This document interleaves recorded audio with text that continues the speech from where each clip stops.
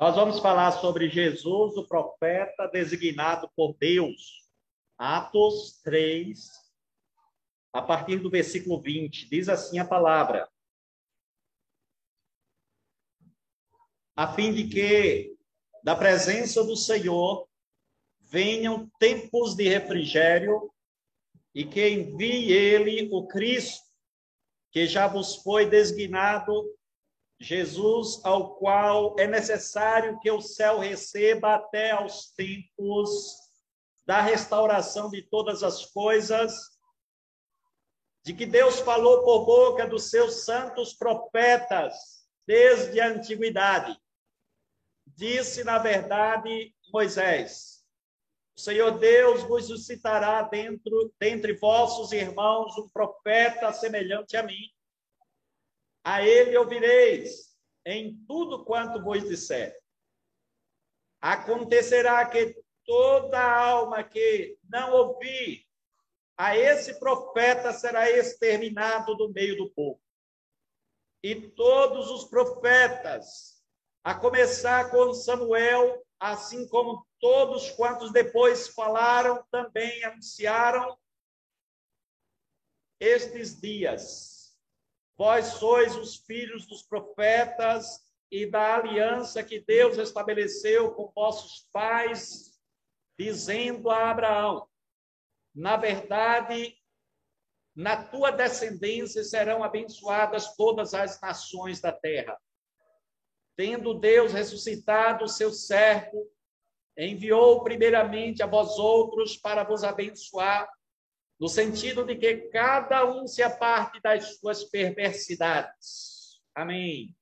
Oremos. Senhor, obrigado pela tua palavra. Fala ao nosso coração, Senhor, no nome de Jesus. Amém.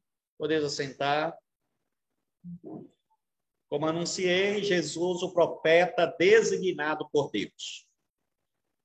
Esse texto, irmãos, que nós lemos aí, é a parte final de um sermão proferida pelo apóstolo Pedro e João, quando eles tinham feito um sinal, um milagre, curando um homem paralítico no poder de Deus. Então, diante da multidão, aquele homem, aquele pregador, evangelizou aquele povo com sabedoria, com muito respeito à religião deles, inclusive. Eles usaram uma estratégia de pregar a palavra, utilizando, inclusive, a própria religião deles, que eles criam nos profetas. O objetivo era para que eles, os judeus, crescem no Messias que Deus havia enviado, que os profetas que eles criam tinham profetizado a vinda deste Messias, desse Salvador. Então Pedro prega com poder, com autoridade e também com fidelidade ao texto sagrado. Eles falaram sobre a aliança de Deus com Israel, falaram sobre Jesus, sobre o pecado deles. Também, na sua pregação, Pedro falou sobre a morte e ressurreição de Jesus, pois o objetivo era que o povo cresce nesta morte e ressurreição, por causa da morte e ressurreição de Jesus. Deus aceitaria aqueles que crescem em Jesus. Também eles falaram na sua pregação sobre fé e, finalmente, sobre arrependimento. Uma boa mensagem, um bom conteúdo, uma boa estrutura para um bom sermão e para uma boa pregação, uma pregação bíblica, e que nós devemos também, da mesma forma, nos utilizar para ensinar e para pregar a palavra de Deus corretamente, porque, infelizmente, dos dias que estamos vivendo, o conteúdo da evangelização é outro, não é outro evangelho. Não é o evangelho bíblico, não é o evangelho verdadeiro, lamentavelmente. Mas a palavra de Deus tem muito a nos ensinar. O texto que nós lemos agora também, meus irmãos, que é a continuação daquele sermão, nos traz também verdadeiros ensinamentos, ensinamentos práticos, ensinamentos importantes, genuínos, não só para a nossa vida, mas também para nós ensinarmos a palavra de Deus às outras pessoas, para que as pessoas creiam em Jesus, para que as pessoas se arrependam dos seus pecados e depositem a sua fé no Salvador, que veio, morreu, mas ressuscitou, voltou para o céu, mas voltará para buscar a sua igreja, a todos aqueles que estão preparados ou que estão esperando a volta gloriosa do Senhor Jesus. O que é então que nós podemos aprender a respeito do texto que foi lido e que nós vamos repeti-lo agora? Em primeiro lugar, Jesus, o profeta designado por Deus, trouxe tempos de refrigério. Veja aí, por favor, na sua Bíblia, no versículo 20. A fim de que da presença do Senhor venham tempos de refrigério e que envie ele o Cristo, que já vos foi designado Jesus. Aqui, na verdade, meus irmãos, é uma repetição de uma profecia lá do Antigo Testamento, profeta dizendo que Deus enviaria o Cristo, o Salvador. E você vai depois, nós vamos ler daqui a pouquinho, em Deuteronômio 18:15, que fala deste profeta, o profeta poderoso, o profeta semelhante a Moisés, mas muito mais poderoso, perfeito, eterno, soberano, o próprio Deus encarnado. Desde que o homem pecou, ele ficou debaixo de maldição, vive debaixo do brasume da ira de Deus. Sim, o pecado atrai a ira de Deus. E nós pecamos e atraímos a ira de Deus sobre nós. Eu falo nós, a humanidade, todos nós. A Bíblia diz que todos pecaram e destituídos estão debaixo da ira de Deus. Gênesis vai nos informar que quando o homem pecou, Deus visita a Adão lá no jardim para saber por que que ele tinha desobedecido a palavra. E Deus puniu o homem, puniu a mulher, puniu a serpente, e todos ficamos debaixo do brasume da ira de Deus. Debaixo da ira de Deus.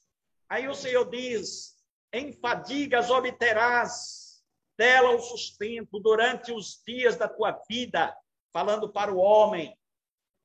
Ela produzirá também cardos e abrolhos, e tu comerás a erva do campo, que é capítulo 3 de Gênesis, no versículo 18 e 19. No suor do rosto comerás do teu pão, até que tornes a terra, pois dela foste formado, porque tu és pó e ao pó tornarás. O que eu quero explicar aqui é que o pecado nos colocou debaixo da ira de Deus.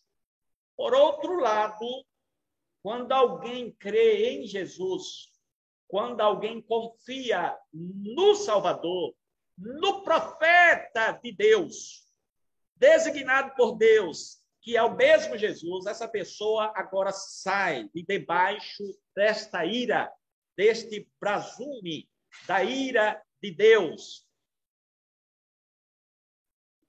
Versículo 20 diz assim: a fim de que da presença do Senhor venham tempos de refrigério. Olha que coisa maravilhosa. Se por um lado a humanidade ficou debaixo da maldição por causa do pecado, por outro, aqueles que confiam em Jesus ficam debaixo da bênção de Deus. E aí, A pergunta é: você vai continuar longe da bênção de Deus? Vai continuar debaixo da maldição de Deus? Ou vai entrar no guarda-chuva da bênção de Deus? Quando se crê em Jesus, a gente sai de debaixo da maldição ou do brasume e entra debaixo do guarda-chuva da graça, do amor, da misericórdia do nosso Deus. É só crer em Jesus, é só se arrepender dos pecados, é só confiar em Jesus como Senhor e Salvador, é só se tornar um discípulo comprometido, consagrado, cheio do Espírito Santo. Foi no Salmo 23, 3, diz assim: refrigera-me a alma. Então, a alma da pessoa, do ser humano, só é refrigerada quando Jesus entra no coração.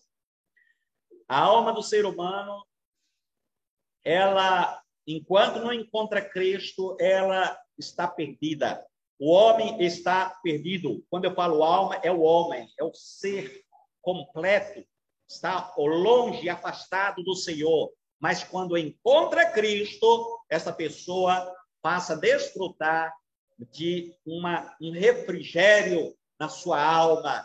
Por meio de Cristo, ele sai, portanto, de debaixo do brasume da ira do nosso Deus, a fim de que da presença do Senhor venham tempos de refrigério e que envie ele o Cristo, versículo 20, que já foi designado Jesus.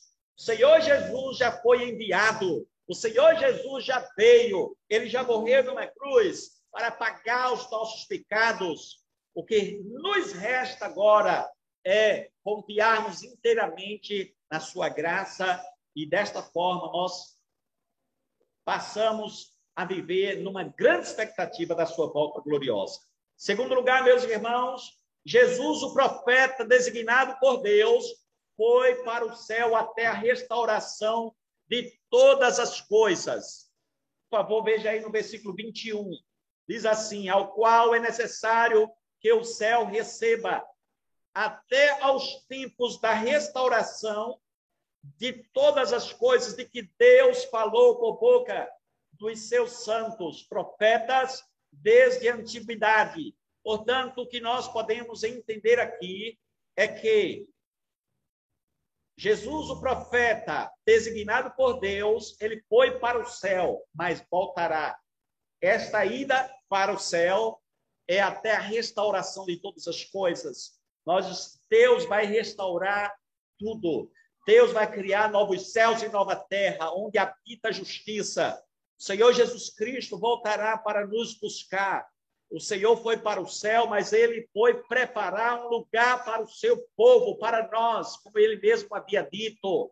E isso até a restauração de todas as coisas. A restauração será completa quando tudo estiver sujeito a Cristo. Aí sim ele voltará.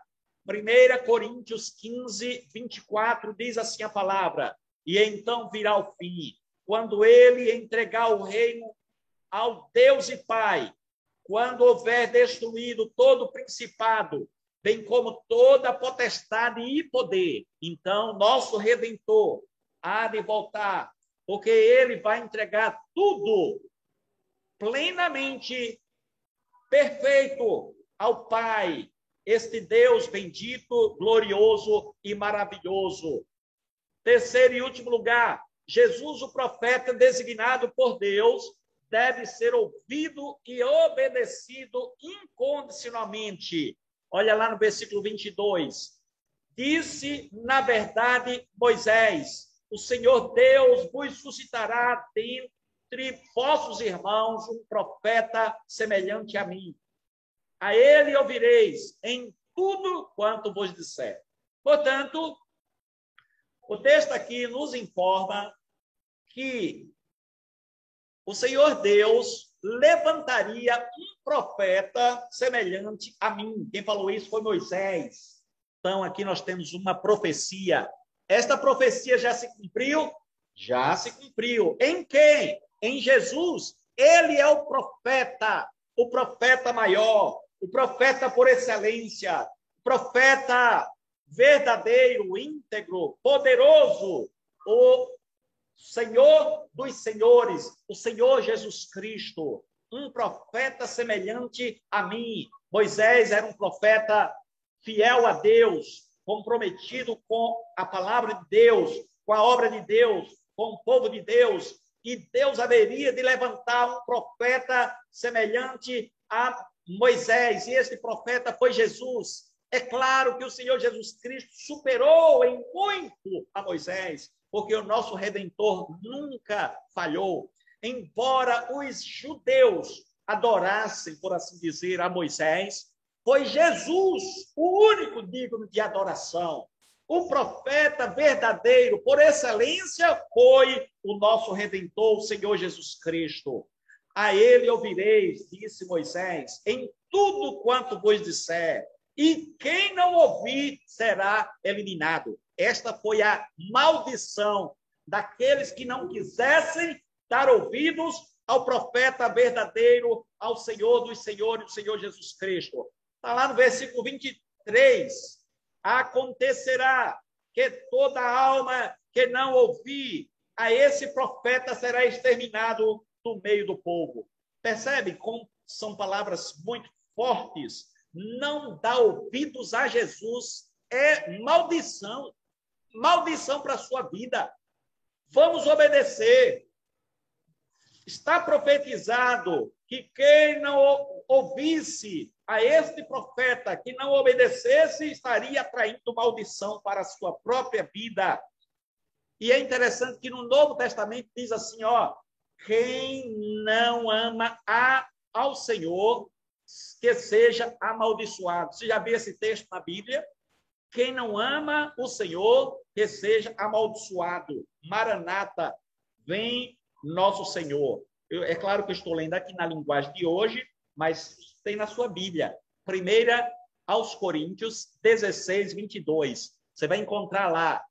Quem não ama ao Senhor, seja anátema. E anátema é maldito. Portanto, quem não ama Cristo, quem não serve a Cristo, a Bíblia está dizendo que é maldito. Então, vamos todos servir a Cristo. Ninguém quer ser maldito, ninguém quer ser amaldiçoado. Nós amamos a Cristo de todo o nosso coração.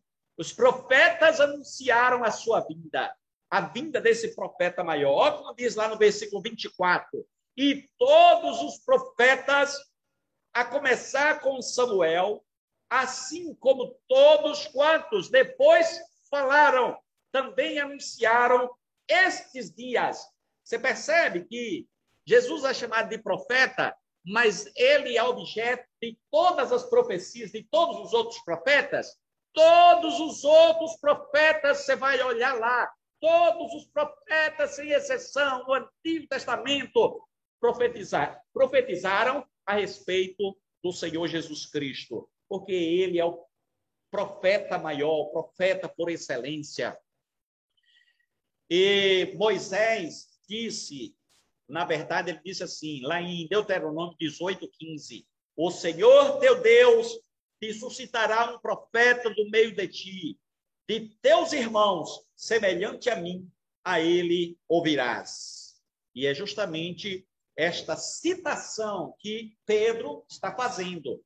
Pedro cita, então, Moisés, esse texto aqui de Deuteronômio, e ele cita falando estas palavras. E aí Pedro conclui aquele sermão.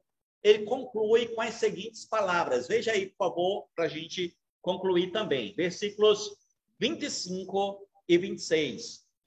Vós sois os filhos dos profetas e da aliança que Deus estabeleceu com vossos pais. Percebem que privilégio? Privilégio que aqueles judeus tiveram de terem sido objeto da aliança que Deus fez com eles e com os pais, dizendo a Abraão, na tua descendência serão abençoadas todas as nações da terra. Tendo Deus ressuscitado o seu servo, enviou primeiramente a vós outros para vos abençoar. Olha que privilégio tremendo. Os judeus eram privilegiados, eles foram os primeiros a receberem a bênção. O texto nos informa, enviou-o primeiramente a vós, se referindo aos judeus, a vós outros, para quê? Para vos abençoar. O Senhor Jesus Cristo veio primeiro para os judeus. E é incrível que os judeus não tenham recebido a Jesus, como muita gente hoje. Você fica perguntando, é incrível como tem muita gente que não ama Jesus. É incrível como muita gente não quer Jesus. É exatamente. Nos dias de Cristo, os judeus, a maioria não quis recebê-lo. Eles preferiram ficar longe de Jesus, continuarem na sua incredulidade, na sua religiosidade morta, no sentido de que cada um se aparte das suas perversidades. Então, aquele povo, disse Pedro, deveria se arrepender. Se apartem das perversidades, dos pecados. Creiam neste que vocês mataram na cruz. Lembra que teve um primeiro sermão lá no dia do Pentecostes? Quantas pessoas se converteram? 3.000 pessoas. E neste sermão aqui, ele pregando a palavra, a verdade, quantas pessoas se converteram? 2.000 pessoas. Então, somando 5.000 pessoas. Como resultado deste sermão aqui, Pedro colheu 2.000 almas, mas também colheu a prisão. Ele foi preso, sabia? Ele foi para a cadeia, porque estava pregando. E pregando esse sermão aqui. Ele foi preso. Os judeus, os líderes dos judeus, o prenderam. Ele foi preso, mas sabe o que aconteceu? A igreja foi orar. A igreja imediatamente entrou em oração e o resultado, Deus enviou um anjo e libertou a Pedro e João lá do cárcere. Eles foram libertos. A grande verdade é que o evangelho é poderoso e ninguém fica igualzinho depois que ouve o evangelho. Ou piora ou melhora. Ou piora ou se converte ao Senhor Jesus Cristo. Portanto, meus irmãos, Jesus foi designado por Deus para trazer tempos de refrigério para os que se arrependem. Jesus foi para o céu até a restauração de todas as coisas. E Jesus é o profeta de que Moisés falou e deve ser ouvido e obedecido incondicionalmente.